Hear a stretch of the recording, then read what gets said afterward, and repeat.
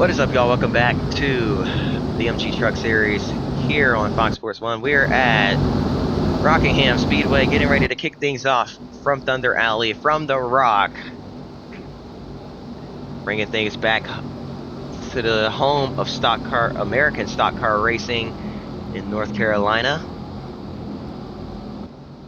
Mike Skinner is your pole sitter with the 9.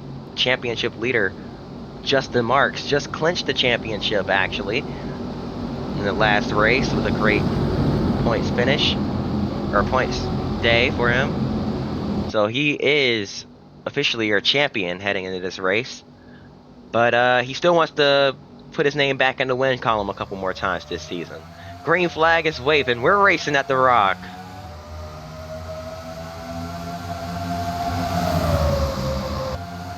And immediately, Rick Crawford moves Skinner up the racetrack, but can't get to his inside. A couple trucks bounced off the wall further back as it gets really tight off turn 2. It's much narrower than you would expect. That wall comes up on you real quick. Out of turn 4, going to complete the first lap under green. You'll love to see it. Rick Crawford, though, definitely not the fan favorite in this race. He's right on the rear bumper of Mike Skinner. So we got 2 distinct lines being run here. That's the cool thing about this racetrack. You can pass up high, you can pass down low. It's not a single groove racetrack. Multiple grooves can be used at the Rock. As we head off turn 2, Crawford tried a lower line, but Skinner driving away after running the high side. Crawford's going to drive it in deep yet again. A slightly lower line, and again, Skinner drives off with the momentum on corner exit. Behind him, here comes Crafton to the inside of the 33. And he's going to take third away, or at least get alongside, as we have a battle for the lead now. Crawford back to the inside of the 5 truck. It looks like Mike Skinner's decided he's going to strictly run the top, so the 14 is going to have to find a way by down low, and it's not going to happen yet. Caution is out. Looks like it was David Starr bringing out the caution, as he was running just outside the top 15, and it looks like just got too high up on the racetrack and smacked the outside wall, and it goes around on him, and he collects John Wood down the back stretch as well. There, getting some damage to his right rear quarter panel. So that'll bring out the first caution of the day. Let's hop back into it. Green flag back in the air. Oh no! Rick Crawford with the jump up high, and looks like somebody's in the wall back there. I think it was the 97 of Jeremiah Cook, and he's in the wall again, and they're wrecking off turn 2. Jack Sprague sideways. He's going to get hooked back up in the traffic, and we have a big crash heading down into turn 3. Brian Scott, Gary St. Amant, Larry Foyt, Stacy Compton, Jack Sprague, and Benny Gordon all caught up in it. Gordon and Sprague with heavy damage, seemingly out of the race. There's going to be debris everywhere. Brian Scott's destroyed as well.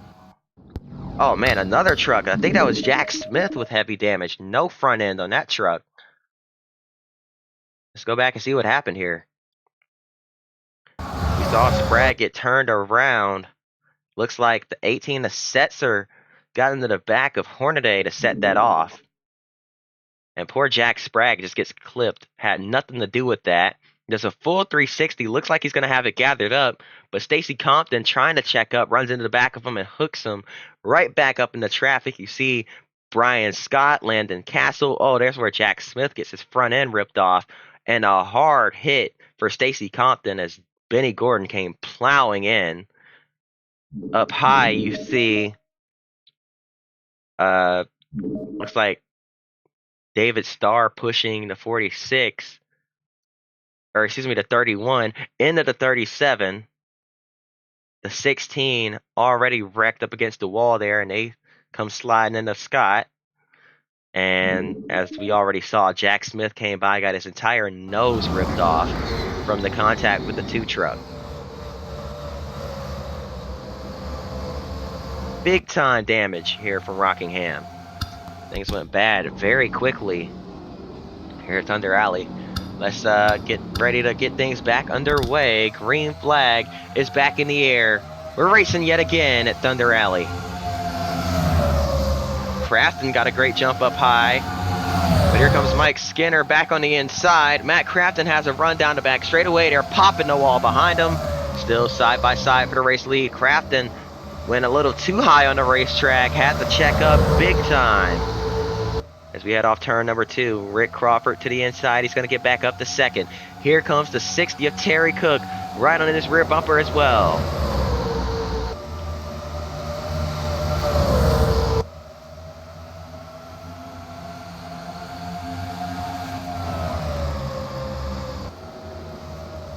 Crawford trying to mimic the line of the 5 truck and see if he can find some speed. The 60 of Terry got sideways back there, but he's able to save it. Here comes the 33 of Hornaday to his inside.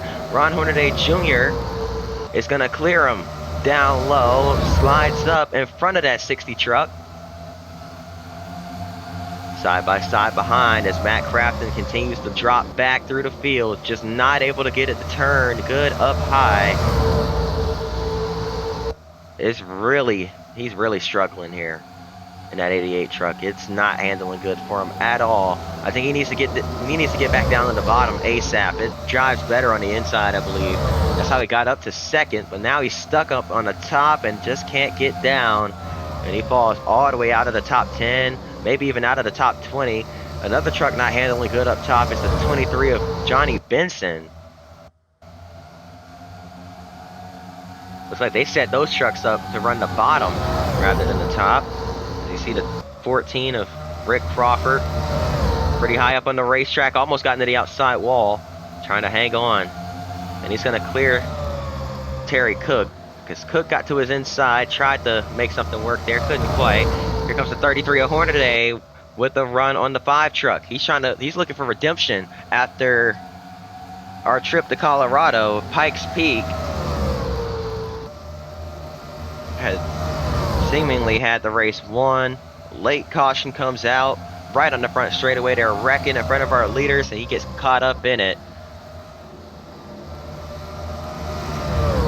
It's a really unfortunate circumstance for that 33 truck. We're going to ride on board with Hornaday here.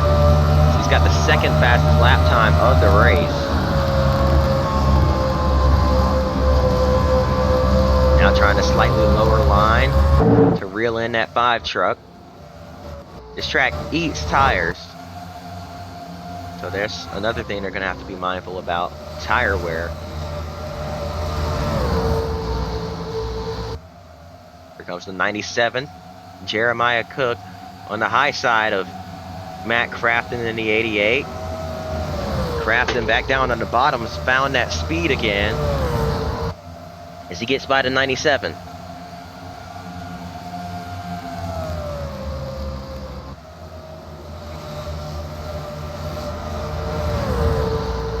He runs the top good in 3 and 4. He seemingly has it dialed in. I'm not sure if maybe he didn't have his tires up to temperature or what, but he's doing all right now. Running towards more of the middle of the racetrack, not the top. I think he might have just been too high up on the track and up out of the groove. Maybe got his tires all dirty and couldn't find grip. That might have been the issue, because he's running the middle lane now and sliding up the track in the middle of the corner. So it seems like it wasn't an issue of his truck not handling good up there. It might have just been his tires weren't clean or weren't up to temperature or whatever it may be.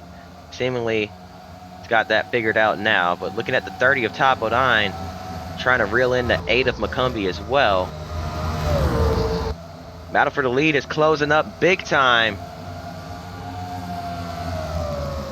as we've got 3 trucks now under a blanket, and they're all going to go for it here as Hornaday tried to dive under Skinner. Crawford dives in their Hornaday, and we've got a lap truck, Gary St. Amant, right in front of our leaders here. And that's going to force Skinner to run way up high, up out of the groove a little bit. Can he keep it off the wall? Yes, he will. But now he's got Ron Hornaday Jr. right on his rear bumper. Hornaday dives in. Can he get that nose in there? Yes, he does. And he's going to stay alongside. He actually got the momentum he needed to stay alongside that 5 truck and actually pulls up alongside even further. He was far enough alongside that 5 truck to clear him by diving down through 1 and 2. So Ron Hornaday Jr., your new race leader, but now trying to work his way past Joey Clanton. Clanton gets loose, slides up in front of the 5. Looks like the wake from that 33 truck upset that 09. And now Skinner up into the outside wall, making things even worse. Crawford. Skinner just rode the wall to get past the lap truck. That was something. Crawford, though, almost got loose there as well. And there goes Skinner into the wall. Crawford involved. Caution's going to come out. Look out, look out. They're flying by him here. What happened there? Things were going so well until they weren't for Mike Skinner. I'm not sure if that contact blew a tire or what. That 5 truck. Oh no, he got into the 31. Larry Foyt's just staying way up high on the racetrack, trying to let these guys by. Skinner comes flying in with way too much momentum, slides up the track into the 31. Rick Crawford with nowhere to go. And Joey Clanton gets a piece.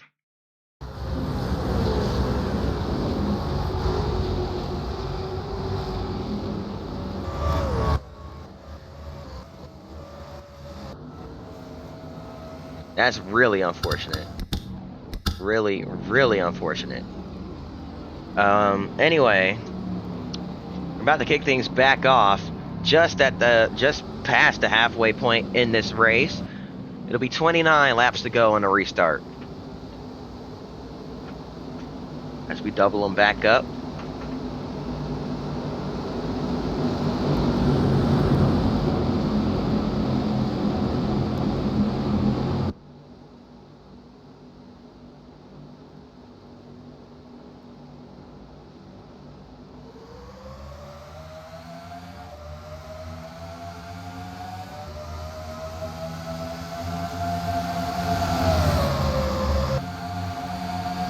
Green flag back in the air. Here comes Bodine back to the inside. The landscape of this race has changed dramatically. Bodine looking for the lead. Terry Cook trying to follow through. Bodine got loose. The 33 of Hornaday fighting back up high. Here comes the 60 on the inside. They're 3 wide down in the 1 and 2. Hornaday too high on the racetrack, is about to get into the outside wall. Had to back off tremendously to avoid doing that. That allows Justin Marks to his inside, and they're wrecking way in the back. That's Ted Musgrave, Andy Lally, and another truck, a white and blue one. That's the 46 of Landon Castle. That got squeezed into the inside wall. Caution's going to come out yet again.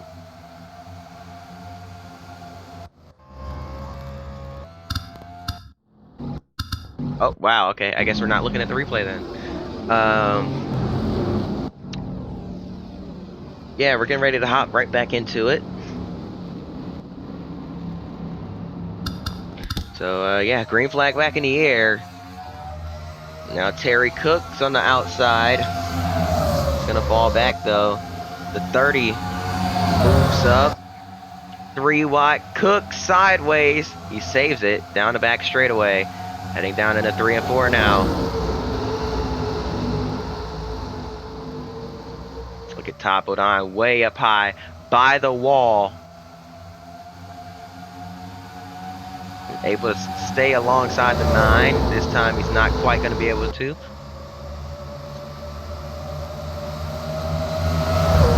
A little bit of contact back there with the wall with a couple of trucks, not just 1 or 2. Looks like maybe 2 or 3. As Val Wolf was one of them. I think John Wood was the other. And I'm not sure who else.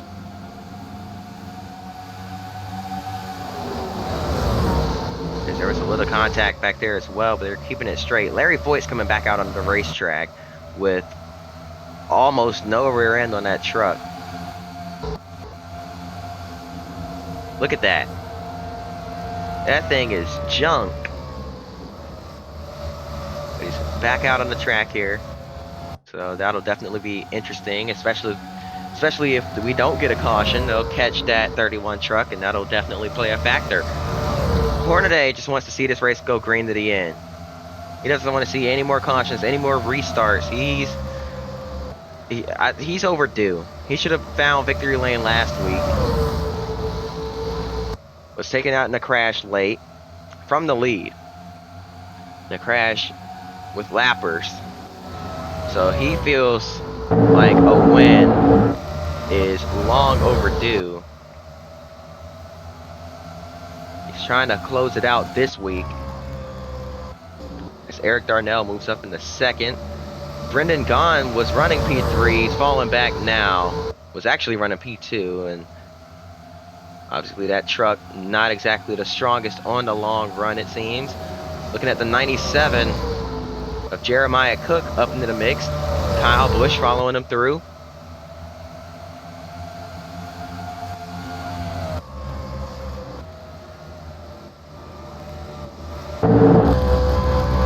Riding on board with Eric Darnell.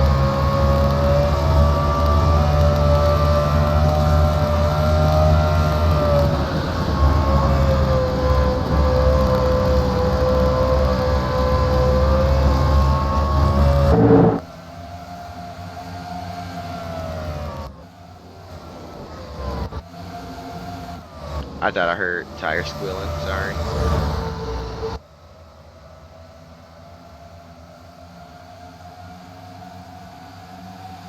Three wide down the front stretch. Chad McCumbee clears both Crafton and David Starr. That's for P8.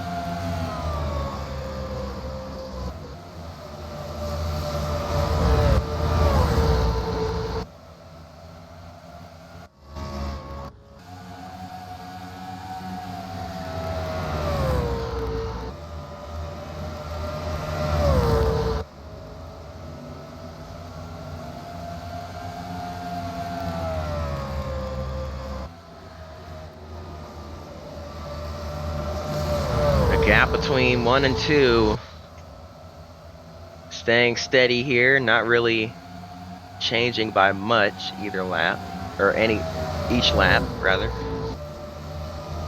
But Eric Darnell doing everything he can to reel in at 33, but Hornaday just with his experience not really letting them not letting that happen. Sorry if y'all hear my chair squeaking there. Trying to get comfortable here.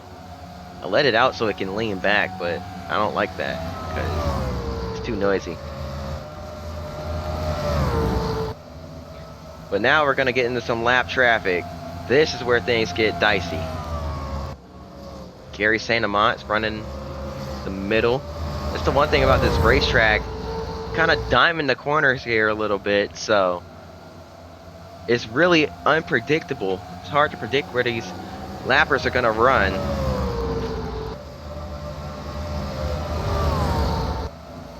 As you enter low and exit high.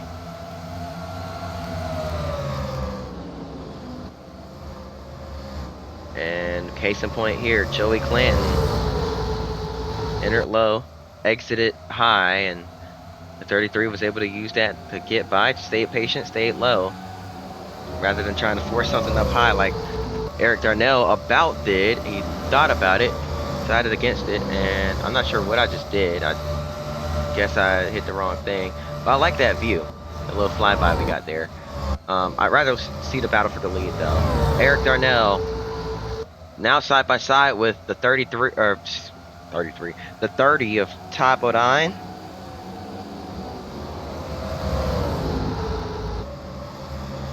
Larry Foyt, who we mentioned earlier. Oh no! Not again! Oh, you are kidding. Oh no! Oh, red flag immediately. Red flag is in the air. Oh, that was bad.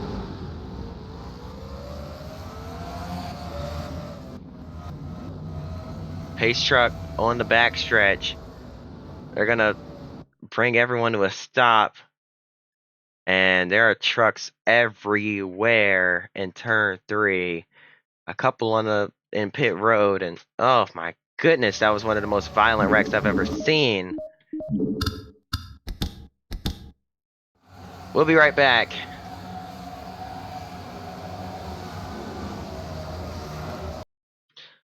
All right, and we're back. Chad McCumbie's out of the truck and very shaken up, but seems to be okay for the most part. Walking under his own power, definitely good to see. So let's take a look at the replay. Hornaday gets hooked into the inside wall, slides back up the track into McCumbie. McCumbie sliding down, and then everybody, oh man. This is a self-cleaning racetrack. Not to the extent of like Dover and such, but you see there's banking on the backstretch. And there's a good bit of banking. So when that 8 truck gets turned sideways, he's naturally going to start sliding down. Unfortunately, the 97 was already on the inside of the racetrack as he sees the smoke happening, or the wreck happening in front. He sees smoke up high, so he goes low. The 9 has the right idea. Oh, that was a really bad hit.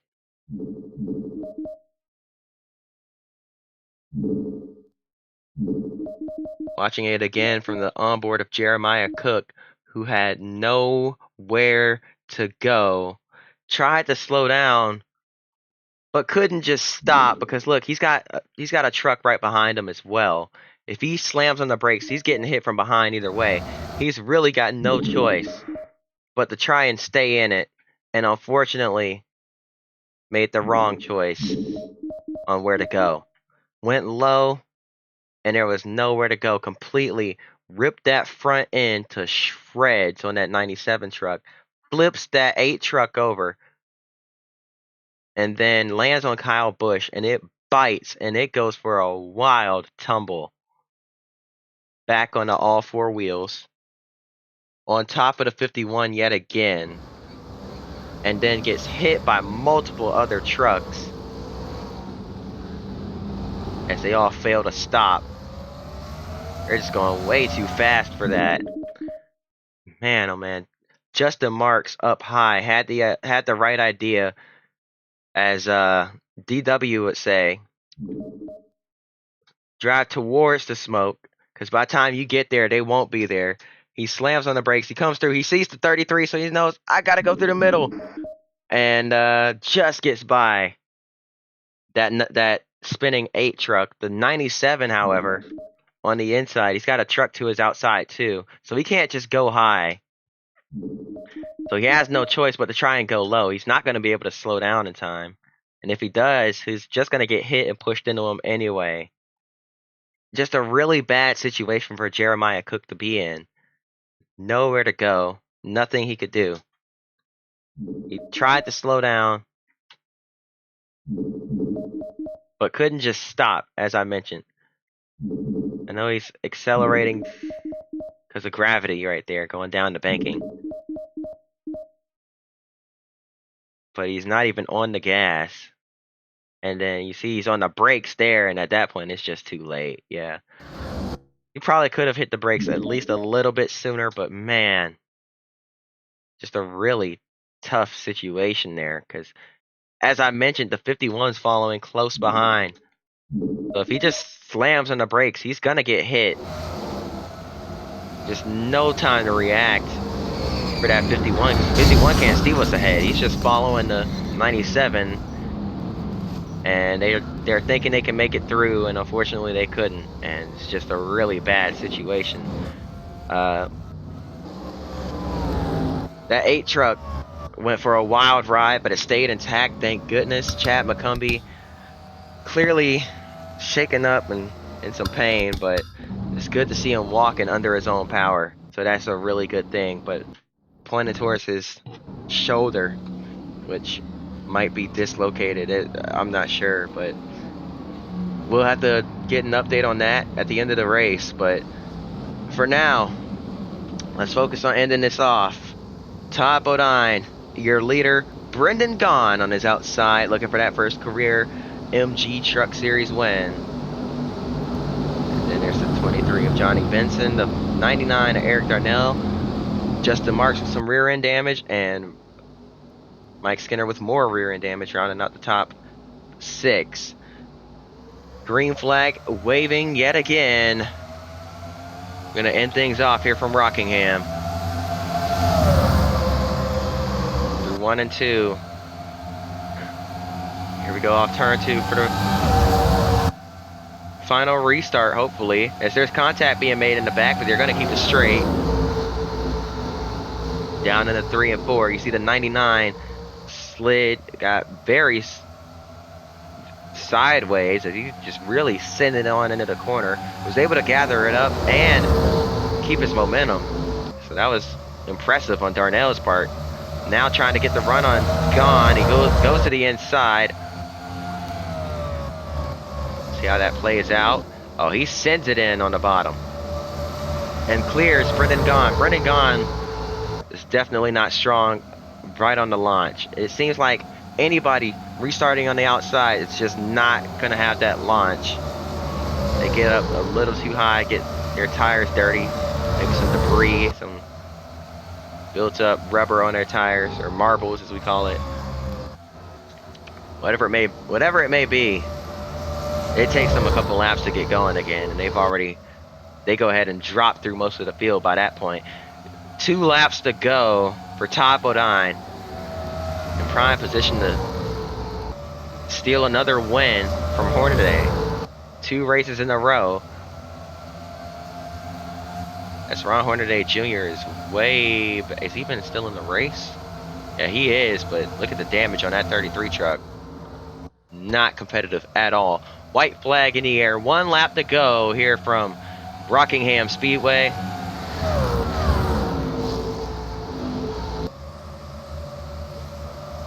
Off of turn 2 for the final time. Down in the 3 and 4. Todd Bodine, the Onion, is going to go back-to-back here in the series. He's going to win at Rockingham. And he definitely owes Hornaday a couple thank yous, as 2 weeks in a row it's been a result of Hornaday getting wrecked. And I think, actually, let's go back and look at that contact, because I didn't really dissect that part too much. But I think the contact may have happened between those two as well.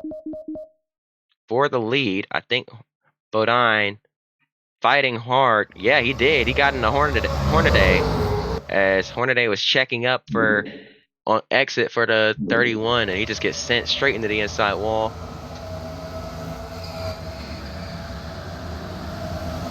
Oh my goodness, violent wreck. But Todd Bodine is your race winner here from Rockingham Speedway. An update on Chad McCumbee. I was right. Dislocated shoulder and a few other minor injuries. But he'll be back in the truck next week, and hope to just kind of have a smooth run, ride it out. Even though he may be a little concussed, but you know, this is the 2000s we're talking about. We don't know what concussions are like that. I mean, we know what they are, but we're not big on them like that. So yeah, he'll be back. Our final race of the season. And yeah, that'll do it. Hope y'all enjoyed. If you did, hit the like button, subscribe. Hope to see y'all next time. Homestead season finale. Till then, peace.